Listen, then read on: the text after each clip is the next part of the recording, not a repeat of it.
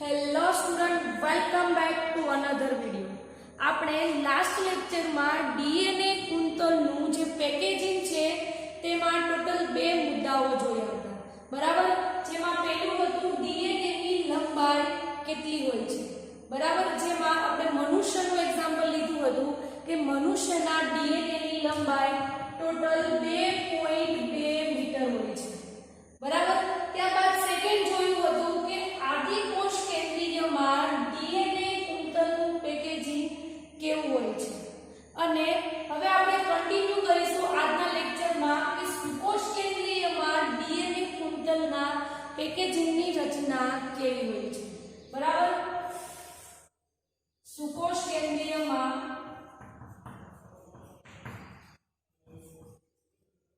DNA કુંતલનું packaging.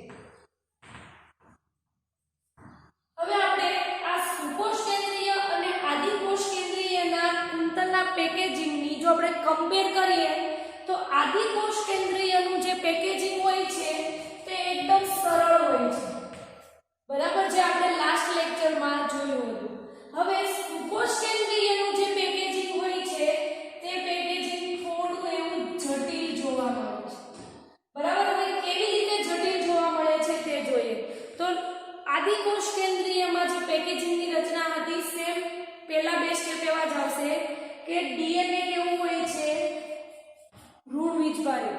DNA હંમેશા ખાસ યાદ રાખજો ઋણ વીજભારિત જ જોવા મળશે, પછી ભલે આદિકોષ કેન્દ્રીયમાં હોય કે સુકોષ કેન્દ્રીયમાં હોય, ડીએનએ ઋણ વીજભારિત જ હશે,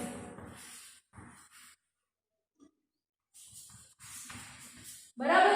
ત્યારબાદ લાસ્ટ લેક્ચરમાં આપણે જોયું હતું કે કેટલાક પ્રોટીન્સ હોય છે તે ધન વીજભારિત હોય છે, બરાબર. તો આદિકોષ કેન્દ્રીયમાં બધા ધન વીજભારિત પ્રોટીન જ જોવા મળતા હતા અને સુકોષ કેન્દ્રીયમાં પણ પ્રોટીન જે છે તે ધન વીજભારિત જ જોવા મળે છે.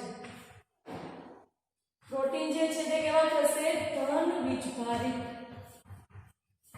હવે અહીંયા સુકોષ કેન્દ્રીયમાં મેં શું કીધું કે તેનું પેકેજિંગ થોડું જટિલ હોય છે. હવે અહીંયા જટિલ કેવી રીતે થાય છે એ જોઈએ તો સુકોષ કેન્દ્રીયમાં આ જે પેકેજિંગમાં જે પ્રોટીન આવેલા હશે એ પ્રોટીનના સમૂહો આવેલા હશે. શું આવેલું હશે? પ્રોટીનના સમૂહ આવેલા હશે, જેથી તેને હિસ્ટોનના નામે ઓળખવામાં આવે છે. એમસીક્યુ માટે યાદ રાખજો ખાસ, હિસ્ટોનનો મતલબ શું થાય કે પ્રોટીનના સમૂહ આવેલા હોય તેને શું કહેવાય? હિસ્ટોન કહેવાય, બરાબર. હવે તમને એવો ક્વેશ્ચન થતો હશે કે પ્રોટીન ધન વીજભારિત છે કે ઋણ વીજભારિત, એ શેના આધારે નક્કી થશે, બરાબર. તો આપણે એક્ઝામ્પલ લઈએ.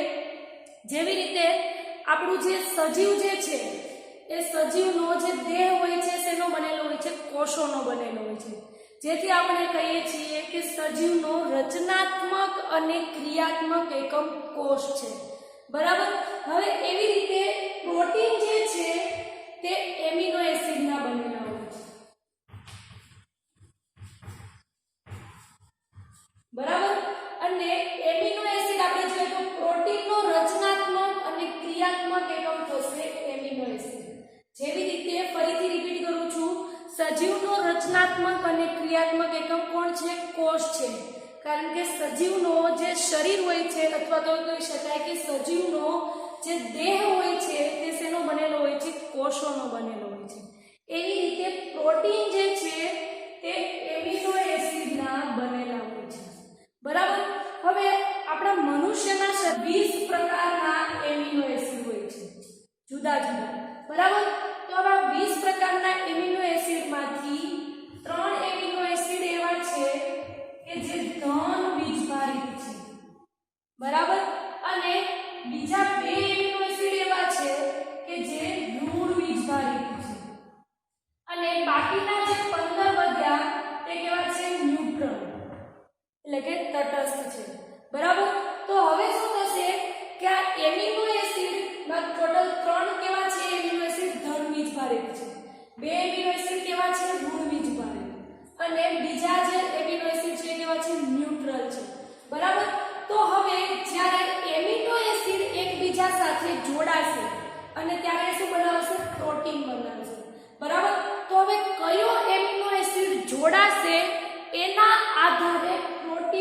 વીજભાર છે તે નક્કી થશે.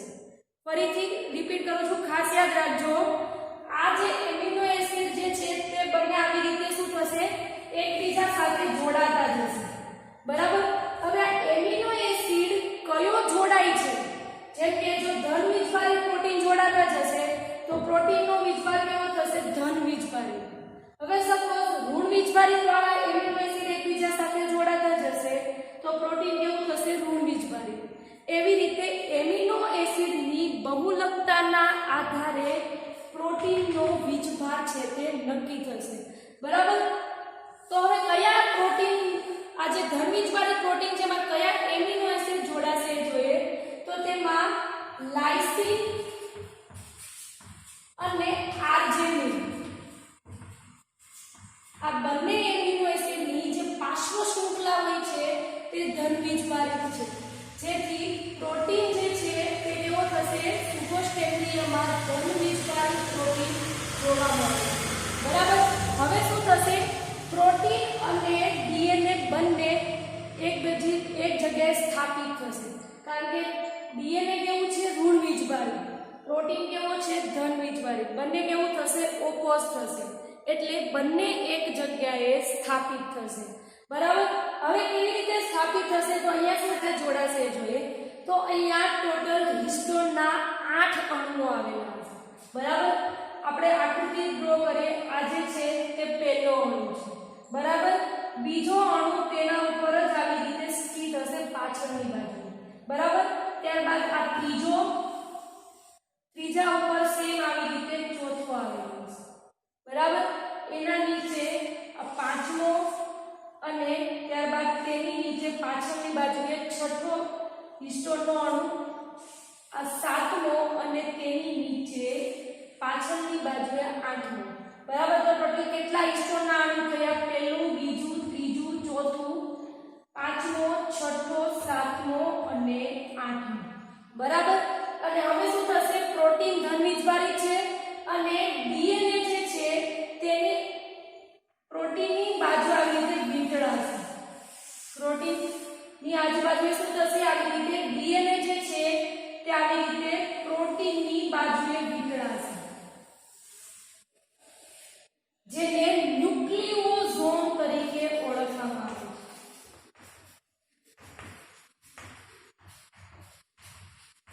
ફરીથી રિપીટ કરું છું, આદિકોષ કેન્દ્રીયમાં જ્યારે ડીએનએ અને પ્રોટીન બંને એક જગ્યાએ સ્થાપિત થતા હતા તેને શું કહેવાય છે, ન્યુક્લિઓઇડ.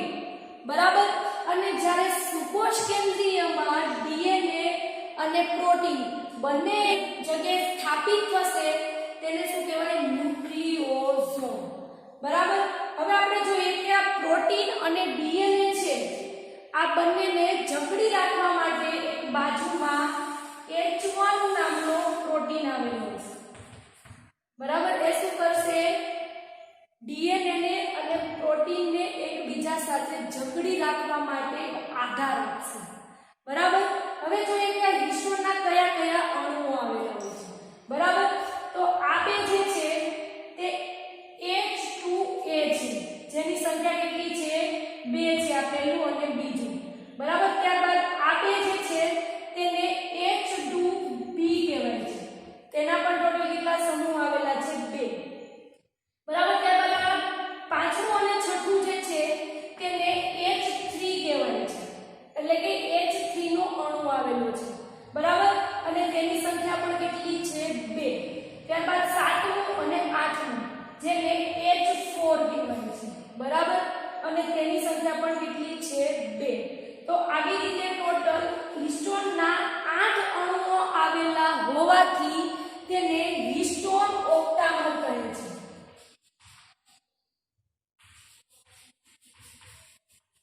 શું હોય છે, હિસ્ટોનના ટોટલ 8 અણુઓ આવેલા હોવાથી તેને શું કહેવાય છે, હિસ્ટોન ઓક્ટામર. હવે આપણે જોઈએ તો એક લાક્ષણિક આ જે ન્યુક્લિયોઝોમ હોય છે. બરાબર. તો પ્રોટીનની ફરતે જે આ ડીએનએ ગોઠવાયેલું હોય છે તેમાં ટોટલ 200 નાઇટ્રોજનની બેઝ પેર આવેલી હોય છે. આવી રીતે ટોટલ કેટલી હોય છે, 200 નાઇટ્રોજન બેઝ પેર. MCQ માટે યાદ રાખજો, એક લાક્ષણિક ન્યુક્લિયોઝોમ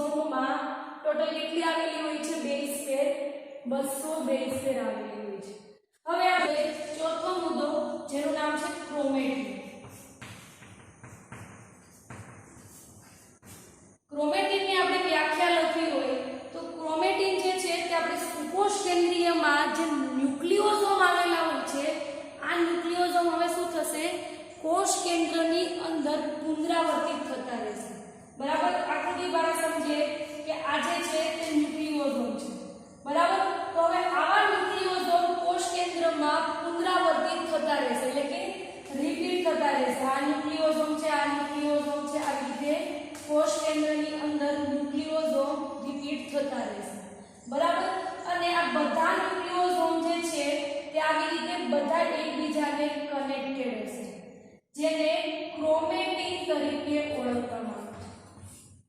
ફરીથી રિપીટ કરું છું, ક્રોમેટિનની વ્યાખ્યા લખવી તો શું લખવાનું કે કોષ કેન્દ્રની અંદર આ જે ન્યુક્લિયોઝોમ જે છે તે શું થતું હોય છે, પુનરાવર્તિત થતા હોય છે. બરાબર, અને આ બધા ક્રોમોઝોમ એકબીજાથી કનેક્ટેડ હોય છે, જેને શું કહેવાય છે, ક્રોમેટિન.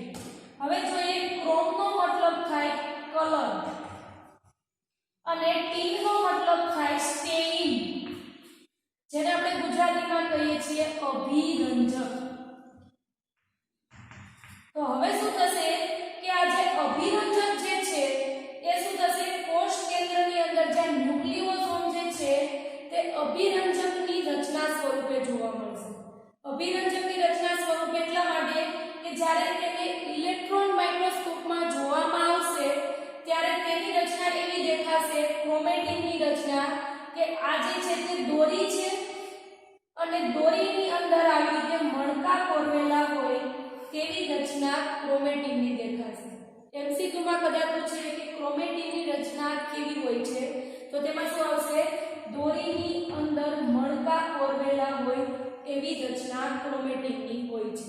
બરાબર, હવે આપણે જોઈએ કે જે દોરીમાં કોરવેલા જે મણકા છે, એટલે કે જે ન્યુક્લિયોઝોમ જે છે, પણ ન્યુક્લિયોઝોમ હવે પુનરાવર્તિત થશે એને શું કહેવાય છે, હવે ક્રોમેટિન.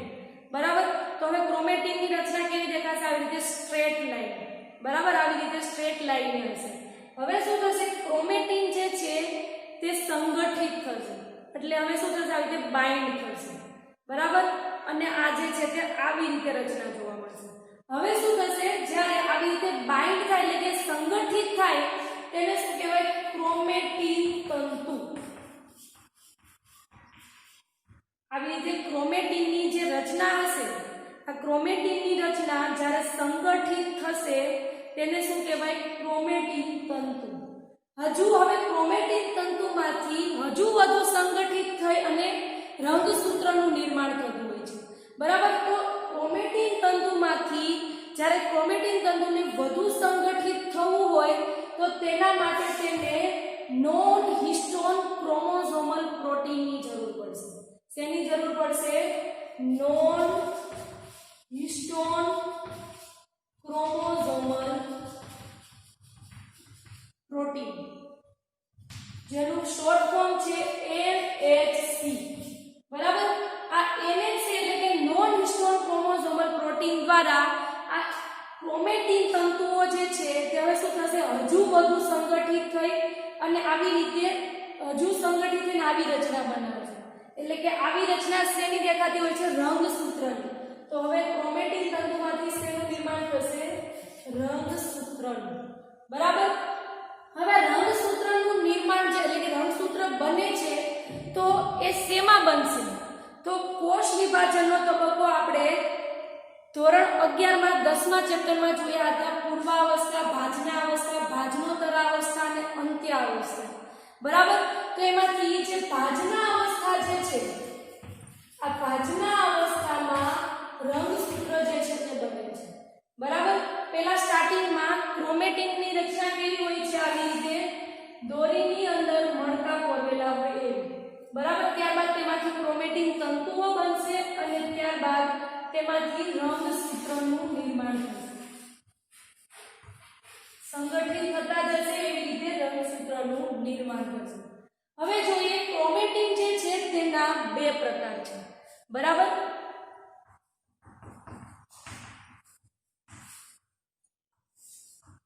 જેમાં પહેલું છે યુક્રોમેટિન અને બીજું છે હિટેરોક્રોમેટિન. જે યુક્રોમેટિન જે છે સ્થિર રીતે ગોઠવાયેલા હોય છે. બરાબર,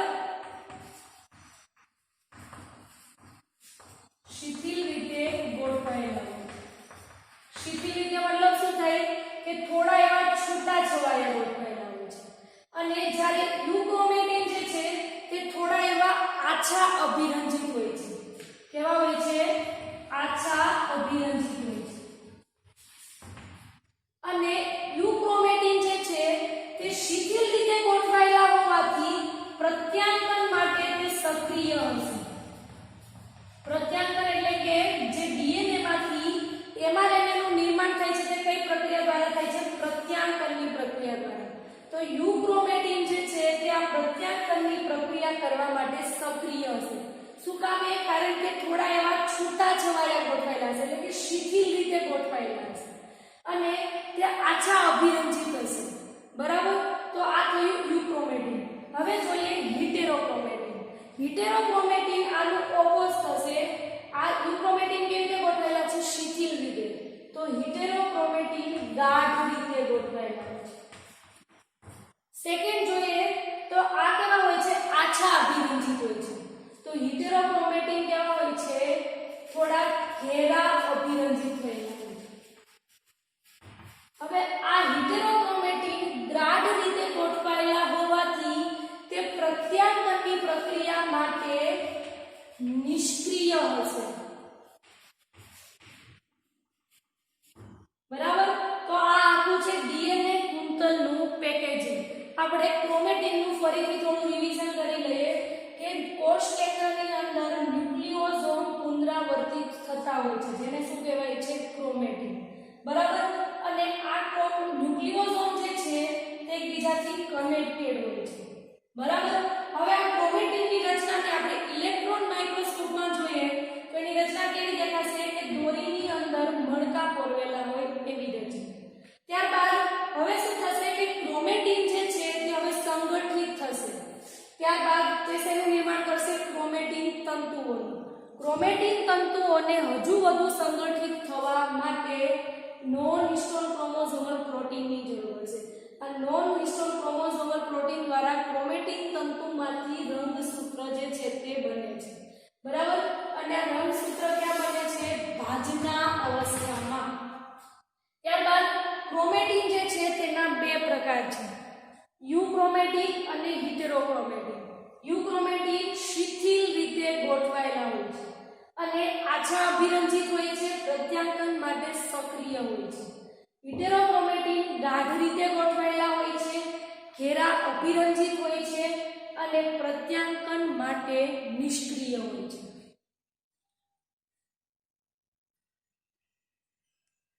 આ જે છે તે ટોટલ 20 એમિનો એસિડના નામ છે, જેમાં તટસ્થ એમિનો એસિડ કયા છે, ધન વીજભારિત કયા એમિનો એસિડ છે અને ઋણ વીજભારિત કયા છે.